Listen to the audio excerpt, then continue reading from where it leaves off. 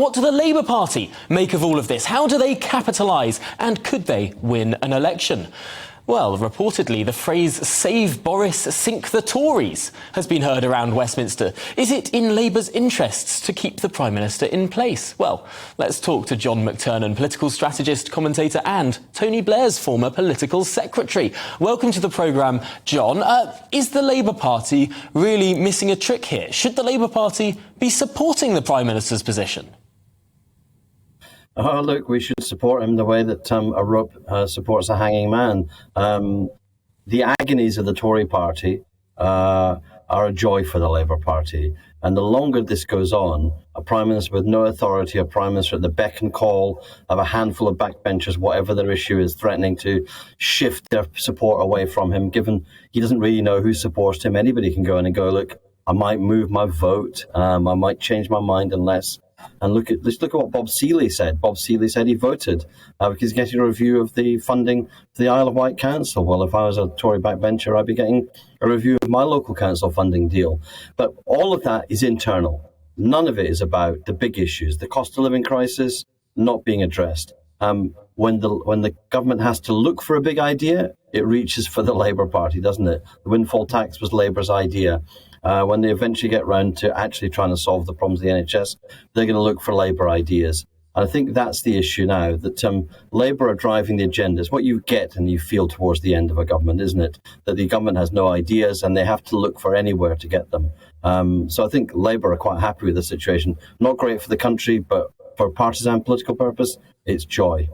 And yet, does the Labour Party know its own mind on this whole situation? Yes, the windfall tax was one piece of policy amid a desert of policy. We're seeing reports that the Labour Party may abandon its pledge to raise taxes on those earning over £80,000 a year. We're seeing that the Labour Party seems to be having internal discussions over where it should stand on the economy, what it should do about inflation. Is the Labour Party, to some extent, not just benefiting from the Tories squabbling and sort of needing to do more to find its own way forward?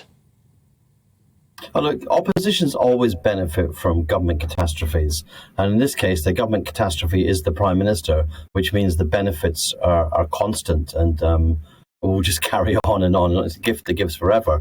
In terms of where Labour Party is, technically, there are 200 Labour Party policies out there.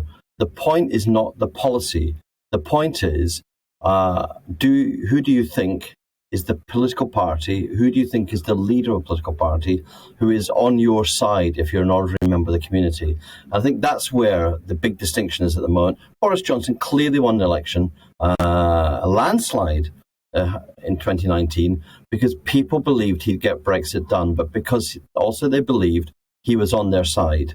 He's now absolutely seen as out of touch. Labour and Keir Starmer are seen as on the voters' side. That, in the end, is all that matters. Yes, there'll be a massive policy document, manifesto, when we come to the next election. But people just need to know we're for fair tax. We're not for these arbitrary tax hikes on working people. Fair tax, higher growth, higher productivity, which will generate the tax revenues for more investment in public services. You don't need to paint a particularly complicated picture. You simply have to say, remove the clown, put somebody, a man with a plan, in charge. And yet, the Conservative Party is clearly waking up to the electoral threat. We're going to see a policy blitz from the Prime Minister. We're going to see an end to potentially this era of big state interventionism, of ideological malleability. We're going to see potentially tax cuts and deregulation, maybe in a funny way on policy, a stronger distinction between the Conservative Party and the Labour Party. Might that end of the 2.5 years where the Conservative Party has been sort of following and reacting and U-turning, might this actually be a bit of a threat? I think it's brilliant news for the Labour Party if the government decide they need to cut public services so they can cut taxes. NHS waiting lists are at a record high now. They will be even higher by the next election.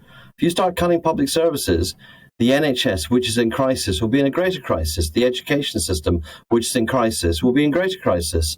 There is no evidence that any voters who were Labour before 2019, then voted Tory, voted for a smaller state, voted for lower public spending, voted for lower taxes. This is the problem. The Tory party won with a leader who's as alien to their tradition, in a way, as Jeremy Corbyn was to Labour's tradition. He adopted Labour-leaning policies, a Brexity Hezza, he called himself. He's never, the Prime Minister has never seen a spending commitment he didn't want to spend. He spends money like a drunken sailor on shore leave. But that is where voters are. And what voters want is a competent, prudent, high-spending, high-growth government. And that's what Labour are going to offer them. And the problem is, if the Tories try to fight against, they try to occupy that ground, they can't convince because the party don't believe in it. If they try to define against, they define themselves against the electorate who are actually desperate for a reinvestment in public services.